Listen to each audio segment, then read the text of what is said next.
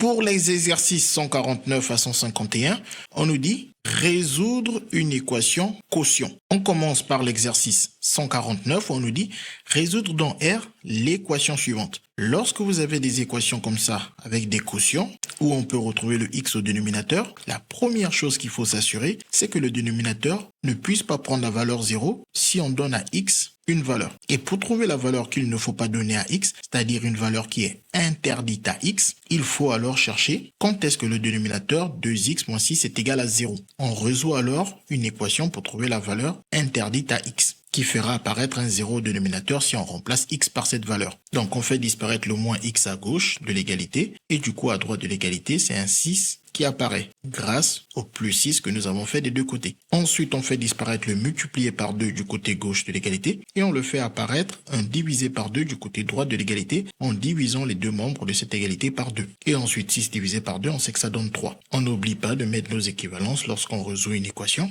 Et la valeur qu'on obtient ici est ce qu'on appelle justement la valeur interdite à x. X n'a pas le droit de prendre la valeur 3, sinon on obtient 0 au dénominateur. On peut le vérifier rapidement. Si x est remplacé par 3, ça fait donc 2 fois 3 qui donne 6, moins 6, ça donne bien 0, et on se retrouve à diviser par 0, ce qui est justement interdit. Et donc nous, on va résoudre cette équation en considérant que x n'est justement pas égal à cette valeur 3. Et donc pour cela, on commence à dire, pour x différent de 3, on considère alors notre équation. Pour résoudre cette équation, on peut voir que c'est une égalité avec des quotients. Ici, on peut transformer ce 2 en quotient en disant tout simplement qu'il s'agit de 2 sur 1. Et une fois qu'on est là, on n'a plus qu'à utiliser quelque chose qu'on connaît très bien, à savoir le produit en croix. Donc ce trait nous dit qu'on fait 2x moins 6 fois 2, en mettant bien évidemment le 2x moins 6 entre parenthèses, et l'autre trait nous dit que ce produit est donc égal à 1 fois 1, grâce à ce deuxième trait. Et ensuite, une fois qu'on est là, on n'a plus qu'à développer. Le 2 multiplie une parenthèse, donc 2 multiplie chacun des termes dans la parenthèse. Le 2 multiplie le 2x et nous donne 4x. Et ensuite, le 2 multiplie le moins 6 et nous donne moins 12. Et de l'autre côté, 1 fois 1 donne 1. Puis on enlève le moins 12 côté gauche de l'égalité et un plus 12 apparaît côté droit de l'égalité grâce au rajout de 12 des deux côtés de l'égalité. Et 1 plus 12, ça donne 13. Et on fait disparaître la multiplication par 4 côté gauche de l'égalité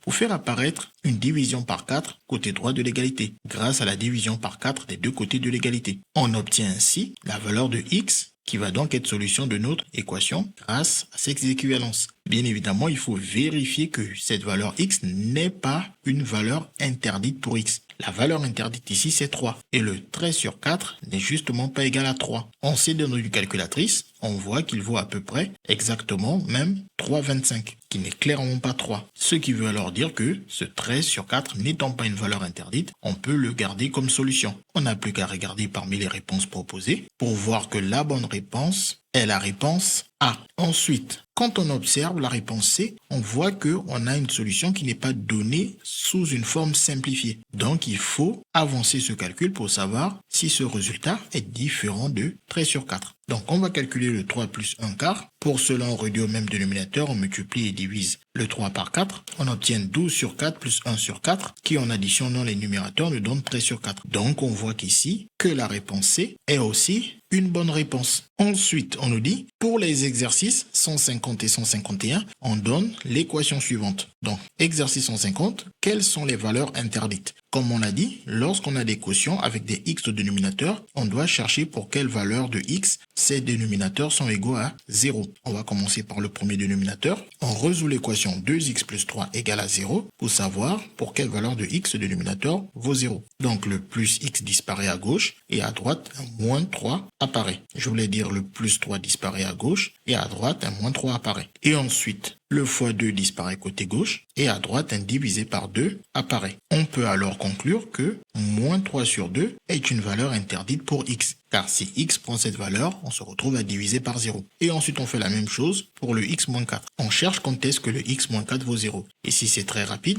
on obtient que c'est pour x égale à 4. Le moins 4 disparaît à gauche et un plus 4 apparaît à droite. Et donc on comprend directement que x ne peut pas aussi prendre la valeur 4, sinon on se retrouve avec 0 de dénominateur. On aura 4 moins 4 qui donne 0 et on ne peut pas diviser par 0. On peut alors dire que moins 3 demi et 4 sont des valeurs interdites pour x. On n'a plus qu'à regarder parmi les réponses proposées. On voit déjà qu'en B, la réponse B est une bonne réponse. Et ensuite on parcourt et on voit déjà qu'en C, la réponse C est aussi une bonne réponse. Ensuite, on passe à l'exercice 151. On nous dit quelles sont les solutions. Une fois qu'on a trouvé les valeurs interdites, on peut commencer la résolution de notre équation.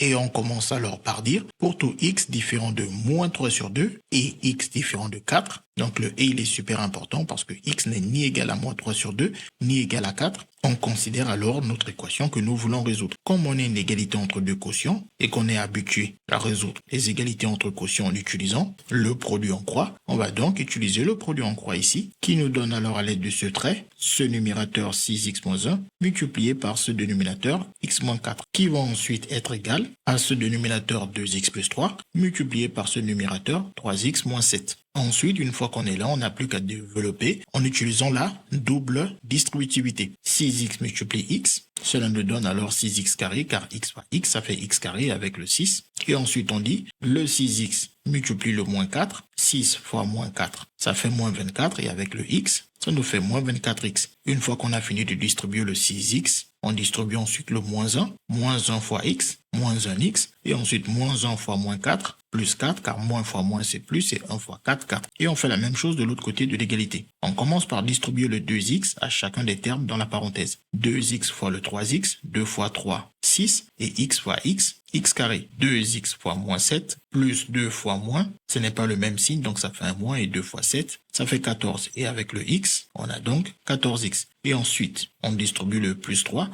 fois 3x, ça fait déjà le signe plus, et 3 fois 3, 9, et avec le x, 9x. Plus 3 fois moins 7, règle de signe, plus et moins, ce n'est pas le même signe, donc ça fait un moins. Et 3 fois 7, 21. Et ensuite ici, il y a des calculs rapides qui peuvent être faits. 6x carré des deux côtés de l'égalité va s'en aller car on soustrait par 6x carré des deux côtés. Donc on peut déjà oublier ce 6x carré. Ensuite, on peut commencer par réduire notre expression. Le moins 24x moins 1x, moins 24 moins 1, ça fait moins 25x. Et avec le plus 4, et de l'autre côté, moins 14x plus 9x, moins 14 plus 9, ça nous fait moins 5 et avec le x, moins 5x. Et ici, on a le moins 21. Et ensuite, on doit isoler les x d'un côté. On fait disparaître le moins 5x du côté droit pour faire apparaître un plus 5x du côté gauche. Et ensuite, on fait disparaître le plus 4x du côté gauche pour faire apparaître un moins 4x du côté droit. Bien évidemment, on aurait pu faire les deux en une fois, c'est-à-dire passer directement de cette ligne à cette ligne en déplaçant en même temps le moins 5x et le plus 4. Et ensuite, on calcule moins 25x plus 5x, ça nous fait moins 20x. Et ici, moins 21 moins 4, ça nous fait moins 25. Puis on fait disparaître la multiplication par moins 20 pour faire apparaître une division par moins 20. Et une fois qu'on est là, on a trouvé la valeur de x. Il nous faut alors simplifier cette solution. On sait que moins 25, c'est moins 5 fois 5 et que moins 20, c'est moins 5 fois 4. Comme on a moins 5 au numérateur au dénominateur, on le simplifie parce qu'il apparaît en multiplication au numérateur et en multiplication au dénominateur. Ce qui nous permet de dire que x est donc égal à la valeur 5 sur 4, qui est aussi exactement égal à 1,25. Une fois qu'on obtient cette solution, il faut bien évidemment la comparer avec les valeurs interdites à x. Les valeurs interdites à x sont moins 3,5 et 4. Et notre solution 5 quarts n'est ni l'une ni l'autre. Donc, on peut accepter cette solution de 5 quarts. On n'a plus qu'à regarder parmi les réponses proposées pour voir que la bonne réponse est la réponse A. CQFD, ce qu'il fallait découvrir.